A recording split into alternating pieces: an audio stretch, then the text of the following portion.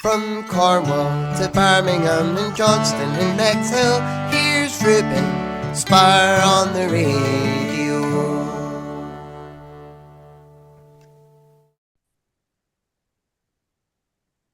Hello to Michele Ducray. How are you today?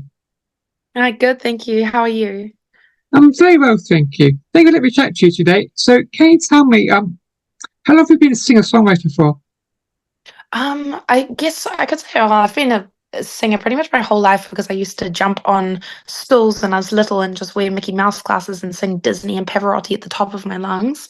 But I guess when I started writing, I was quite little when I started writing creative stories as well. So eventually that just kind of came to fruition I'd say maybe my early teens, mid-teens, and I started to put two and two together where I started putting my music together and songs together and just doing like little songs and dances for my family. And yeah, then it just started to become more professional as I would start to get a little bit older in the I'd say like maybe like late teens. And yeah, it's just become a thing ever since. So, what was it like going into the recording studio when you first went there? So that was quite interesting for me. I went to just like a little studio in Christchurch at 15 to record my first demo. It was called Fly, and it was a very pop, but it was also very demo sounding. So it was nothing like kind of what I'm putting out now, which is way more professional because I found a producer that really works with what I put out, and he really gets my genre and understands what I'm kind of going for. But yeah, it was quite fun. It was nerve-wracking. It was my first time. There's multiple different takes. As you know, you usually do with studios, you'd have to come in a few days a week, sort of thing. But now it's just pretty much you bang it out in one sitting. Very quick nowadays, isn't it? Sorry? Yeah, it's so Quite quick. quick. Getting it all together. Definitely. So, can you tell me more about your debut single called Midnight? Sure. Yeah, Midnight was something I wrote. I think it was during the COVID time, so 2020, and it was kind of like going through dark time as pretty much everybody was. I just sat in my room, which is where I'm kind of sitting in now, and just got my keyboard out and started playing really synthy keys to what I was feeling at the time. And I just pictured myself driving at night through traffic lights and just some road sort of song that was like very, very dark but mysterious at the same time. And that kind of just emerged from the COVID situation as well as just the vibe I was feeling at the time. So it was a huge one for me. And I'd probably one of my favorite ones because it's just, the initial one and my baby. So, it must be pretty hard doing COVID in New Zealand. Pretty hard. Yeah, for an artist Yeah, just starting yeah, it out. was. Yeah, it was absolutely, I'd say, extremely difficult. But obviously, then I feel like during that time, TikTok really started emerging, and it's kind of where everybody hopped on. But I kind of hopped on that bandwagon a little bit late because I'm not really the biggest social media fan.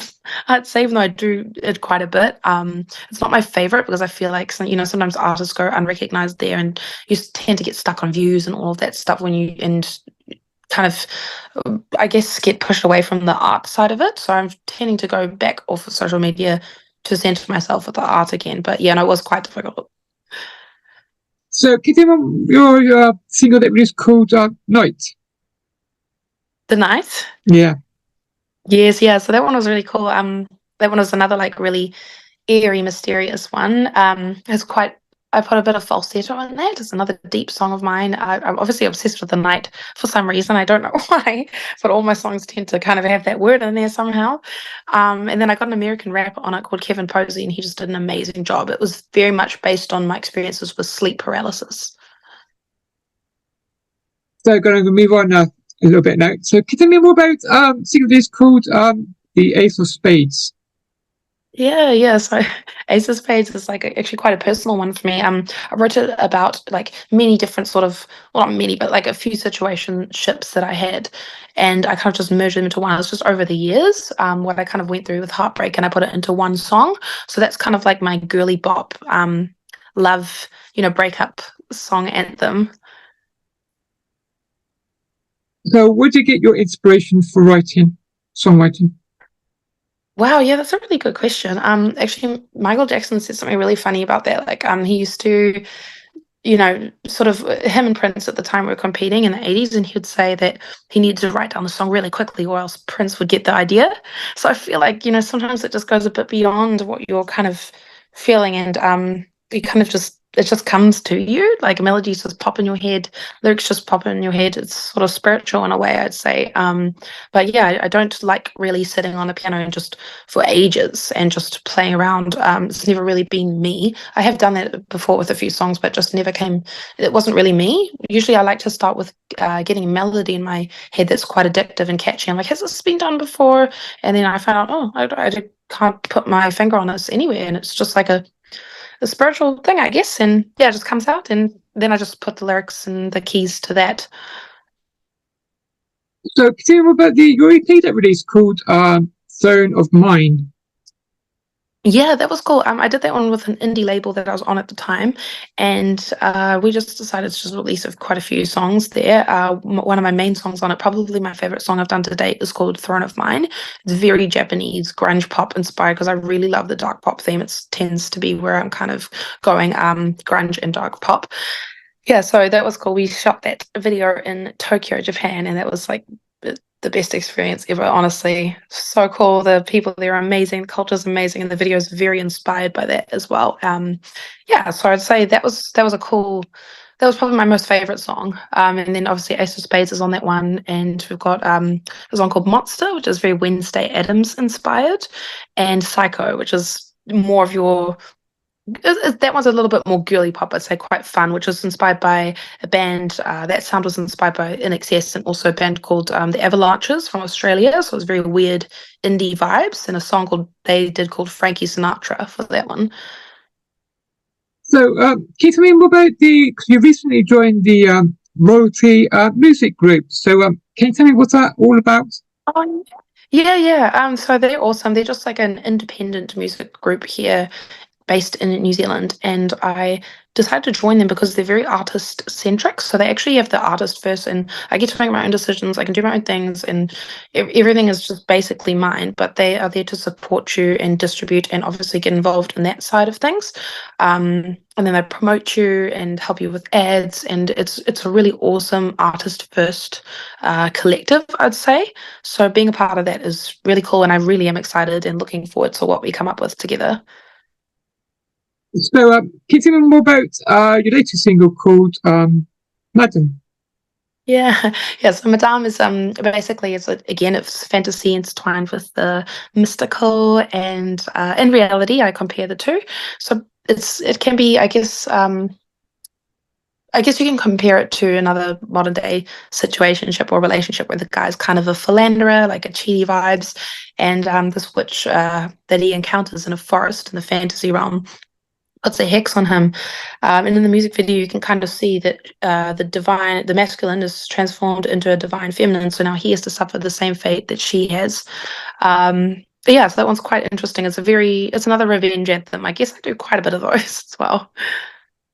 So, tell me, you got a new single going to be released soon. So, any Yeah. plans to because I know you've done an EP, but any plans to do an album, full album? Yeah, yeah, it's a really good question. I guess for me it's just the funds and getting the funds over here in New Zealand.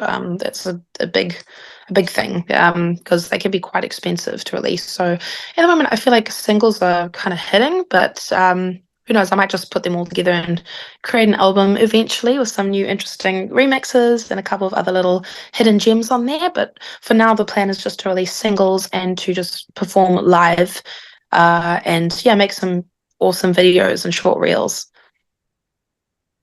So, can you tell me if you've got any gigs coming up, festivals coming up in the near future?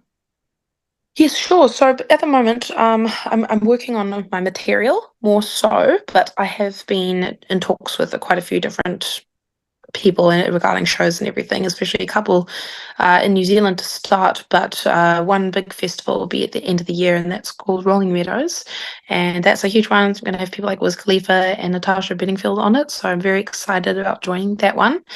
And then in January, I'm looking at potentially, but I can't really say 100% sure just yet, Tokyo in Japan, and doing a little Asian circuit there. So, can you tell me, what's it like being an independent artist for you? Yeah, so it's actually awesome. I love having the creative control and the freedom, but I guess the hard part is, with labels is they've got all the connections, they've got all the distribution places and the sync licensing and all the music publishing. So that part's really hard, the funding of the music and all of that stuff. But it is really fun being able to just create stuff on your own and just own everything by yourself. And that part of being an independent artist is definitely fun. So finally, can you tell my listeners, where can they find you on your social media? Sure. So you can find me pretty much on every single social media platform. My favorites to frequent are Instagram and TikTok, but you can also find me on Facebook and obviously Spotify and YouTube. Those are definitely my main ones. And the username would be at Michele Ducray. Just my name. Thank you so much. Thank you for letting me chat to you today. Thank you for having me on. Enjoy the rest of your evening. Thank you. You too. Goodbye. Bye. Goodbye.